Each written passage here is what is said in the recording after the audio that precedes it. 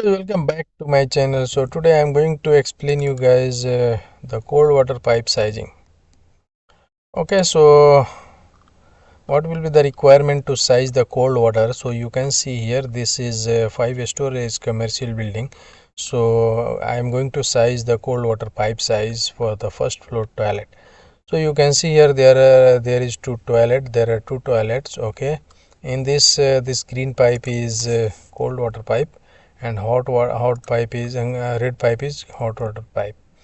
So you can see here there is one riser. Okay, and tank is overhead tank. So this riser is coming from the roof. Okay,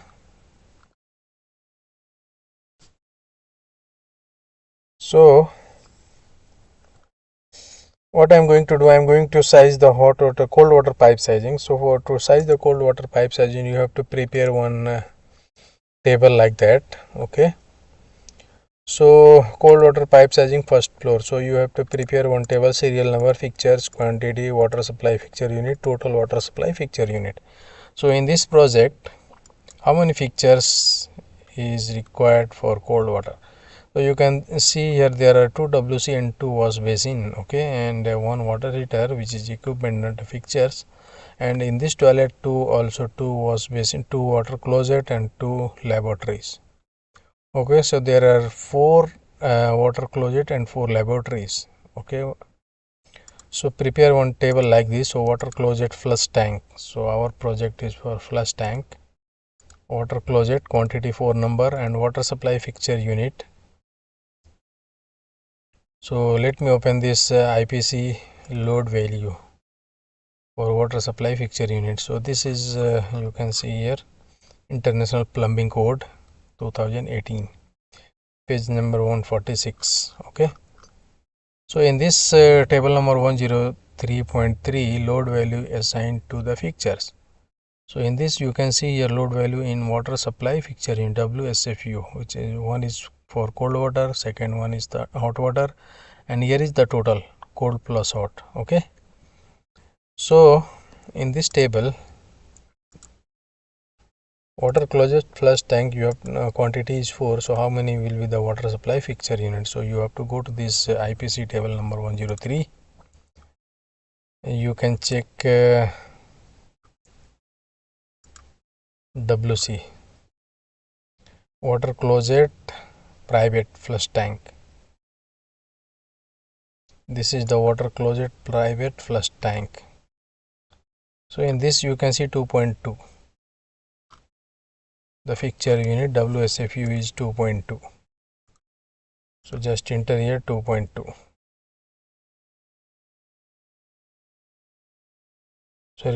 Sorry, this is not private, this is public. Okay, so this is not private, this is public. Just delete this. Water closet flush tank public. Okay, so this is, you have to choose this value, water closet public flush tank. Okay, so water supply fixture unit will be 5. Just enter here 5 and multiply. This is total water supply fixture unit, so we have to multiply with WSFU into quantity. So 5 into 4 will be 20. Next is hose for WC. So whatever quantity of WC, same quantity will be the hose, which is hose for the WC. So 4. Okay, and 0.5, the water supply fixture unit will be 0.5. So here you can see in this IPC there is no hose for, no value is given for the hose for WC. So we have to read this condition. For the fixture not listed, load should be assumed by comparing the fixtures to one listed using water in similar quantity and at similar rate. So the fixture which is not given listed, so we have to assume the similar. Okay, so here laboratory is the I am going to assume here the laboratory which is equal to the, which is demand almost similar for this hose. Okay, so laboratory public 1.5. okay, So here will be 1.5. Hose for WC 1.5. Sorry, 0.5, not 1.5. 0.5.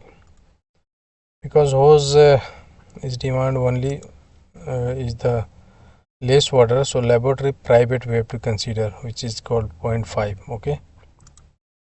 Next is laboratory. Okay. So laboratory 4 number, which is public. Here, so laboratory public faucet 1.5.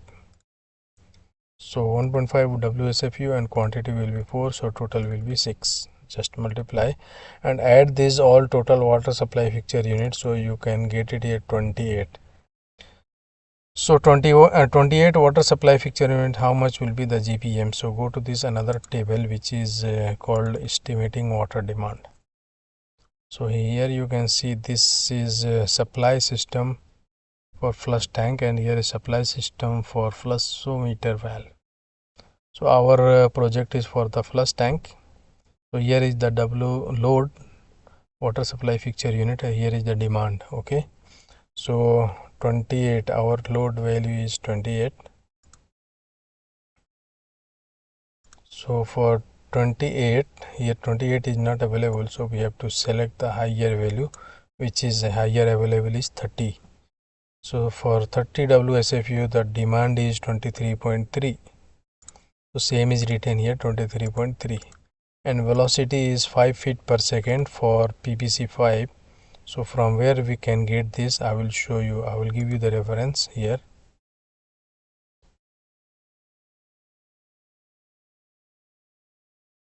ASP, actually we have taken this velocity 5 feet per second from the ASP, American Society of Plumbing Engineers. 5 feet per second is the maximum velocity we need to take. Okay, we need to assume for PVC pipe. So considering these two value, velocity and GPM, we can calculate the pipe size. So let me open one pipe sizing graph. So this is, you can see this is from the American International Plumbing Code, friction figure 103.3, friction loss in fairly smooth pipe. So in this x-axis friction loss pounds per square inch psi per 100 feet of length, and in the y-axis it is flow in GPM, gallon per minute. So how to calculate, let me show you. Here the GPM is 23.3. So here you can see this is same. The GPM is, this is 20. So let me move little bit up.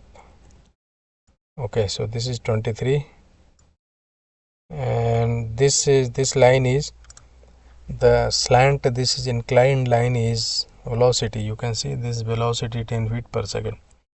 So here is the 5. Okay, and this line is dia. You can see here diameter.